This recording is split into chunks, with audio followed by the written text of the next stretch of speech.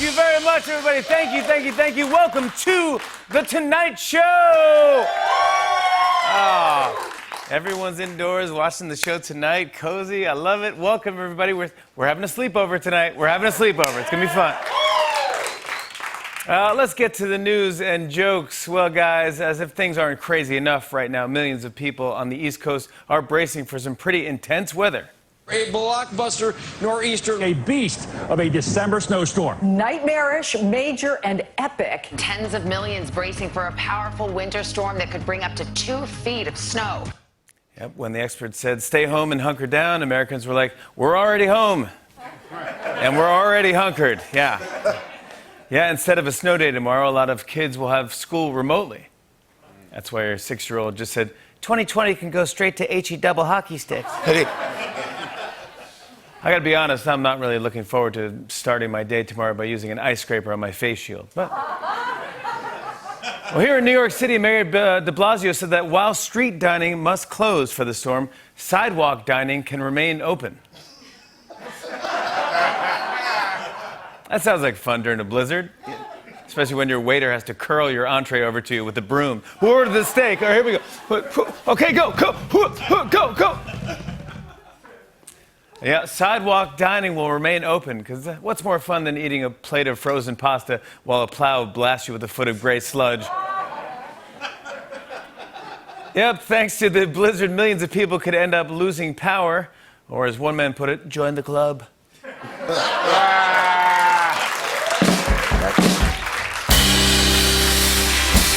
A lot of Republicans say the power's still on, actually. Sir, no one can hear you. The televisions are off. There's no electricity. Yes, it is. There's electricity. By the way, you know we're entering the post-Trump world when our monologues start with, hey, guys, some big news about the weather. Feels kind of good.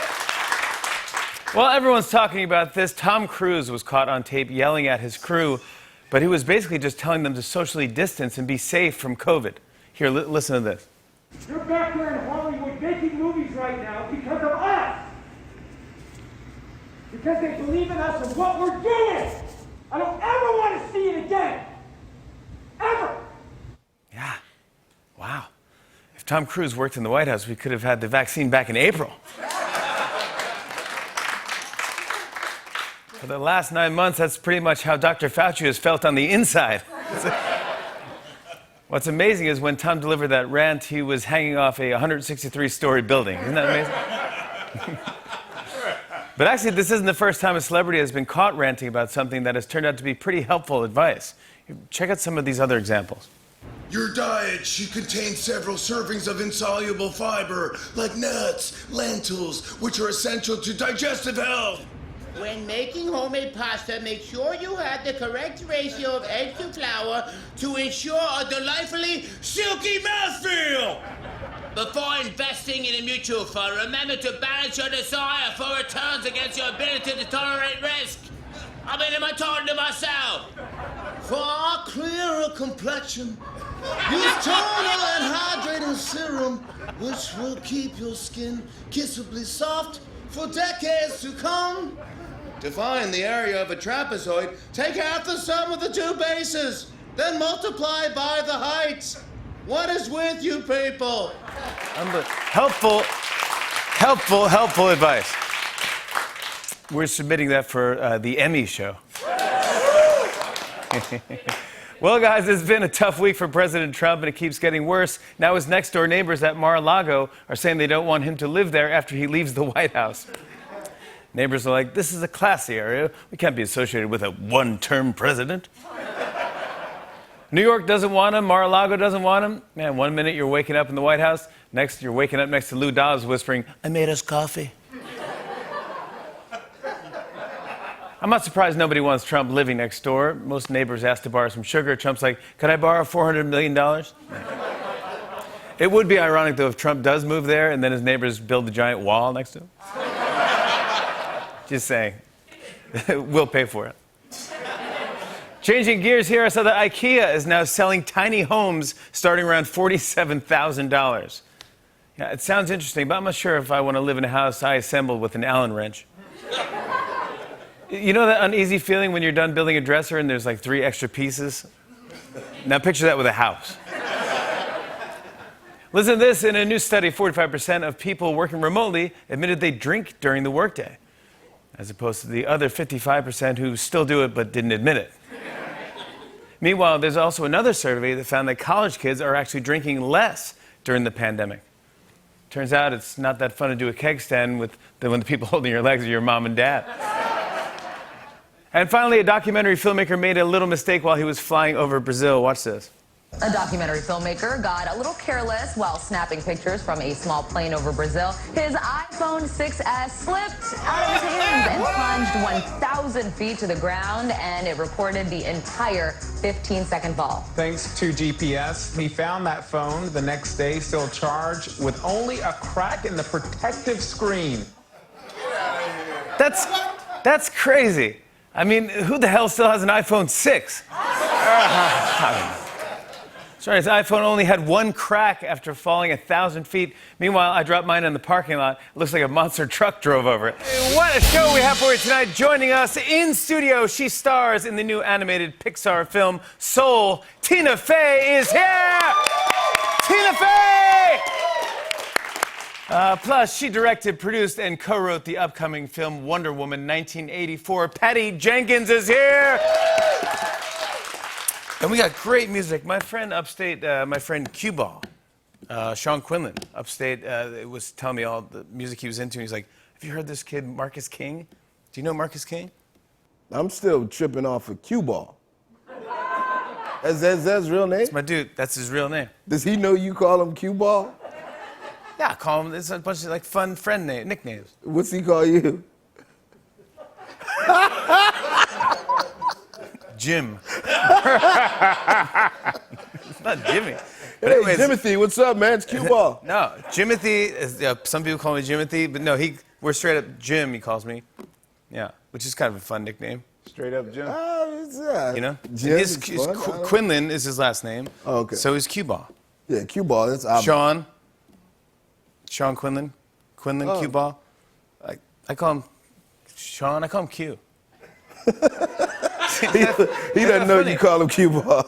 Yeah, you heard me, Cue Ball. He answers the phone. He's like, hello. You're like, hey, Cue Ball, what's up? It's Jim. He's like, what? Where'd you get my number? I don't say it's Jim. I say it's Jim. I know who it is if I'm calling. Oh, okay. Yeah. Cool. Kind of hesitated a little bit when he said my name. Yeah. Yeah. No, I know my name. All right, Jim Ball. Jim Ball is not a thing that no one. It'll catch on. It won't catch on. I don't want it to catch on. I went Jimmy. James is my name. I used to go by Jim all the time. Then I like Jimmy Fallon. Then my rap name was Colgate for a while. I think I can guess why. The toothpaste? I mean, extra fresh? I don't know. Oh, I wish I thought of that. Wow. Oh, damn. Wow. Wait, you going back in time? Yeah, I never thought that. That's actually good. My rhymes weren't that good. Extra fresh. Anyway, I'm talking to Cue Ball. I go, what's up? What are you listening to? He goes, check out Marcus King. This dude shreds. He's got a great voice. I love it. Get ready. You're gonna love this guy. Marcus King is on the show tonight.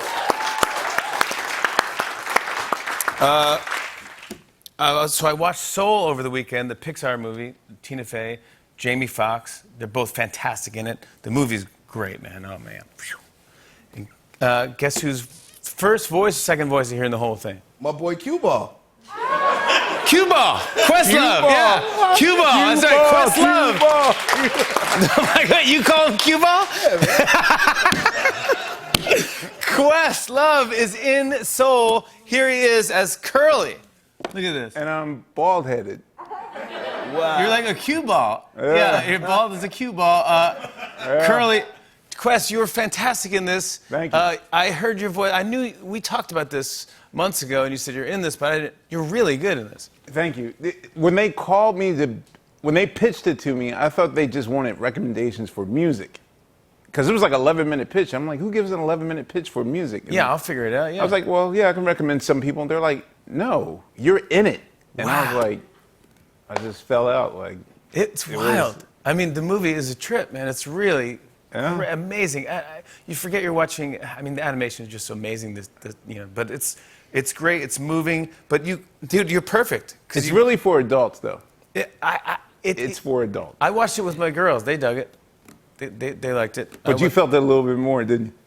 Man, I was weeping. I knew I felt it. I was like, don't even look at me. I was like, just holding I had my kids sitting on my lap so they couldn't see me. She's like, right. Gosh, dude. It's like, oh, wait, do you see what you do with your life? You know, it's like, right, oh my exactly. God. It's one of those movies where you go, but dude, you're great in it. What do you think the jazz club that they're imitating, which one do you think? I think it's Downstairs looks like Jazz Standard. I felt that what's the one that goes on 6th Avenue, that goes downstairs? Village Vanguard. I felt it was The outside looks like Vanguard to me. Yeah. But it's called the half note, so I thought, oh, there's or Blue Note, or a Blue Note. But then I think, I guess Village Vanguard. I felt like it was a Village Vanguard. It's Vanguard, or yeah. I thought it was. I mean, the details in those movies are just fantastic. But we'll talk to Tina later about being this. But Cue Ball, Questlove, Amir, Questlove Thompson is in Seoul. And you crush it, buddy. Congrats on that. It's got to feel good to be in that. Everyone, we have exactly 3 shows left before we go on Christmas break, which means it's time for that beloved Tonight Show tradition. It is time for 12 days of Christmas sweaters. 12 days of Christmas sweaters, 3 days left. That's right. Every show between now and Christmas will be giving one lucky audience member a breathtaking Christmas sweater from the Countdown to Christmas cabinet. Now, since there are 3 shows left, let's open door number 3. Oh, yeah, I see it up there. Yep. Ooh, wow. This is moving. Wow. It looks like it's still alive, that sweater. Oh, my gosh. Can we dim the lights, sir? Yes. Flip it around. Let's see the back. Ah, that's what I'm talking about. Yeah. All right, now let's see who's going home with tonight's sweater. Everyone, look at your seat number. If I call your number, come on down. Quest, can I get a drum roll, please? Yeah. 1, 4, 2.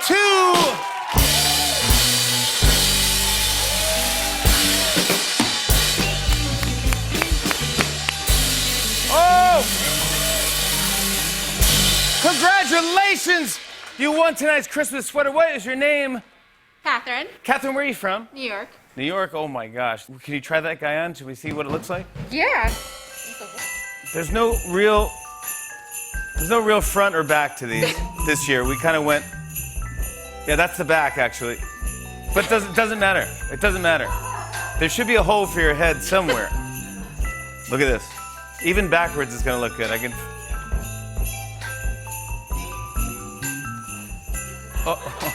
Ooh. Wow. Look at that. Gorgeous. That is what I'm talking about. Stunning. Congratulations. Oh my gosh. Another round of applause for our winner right there. Thanks again to our lucky audience member. Stick around. We'll be right back with Tina Fey. Everybody, come on back.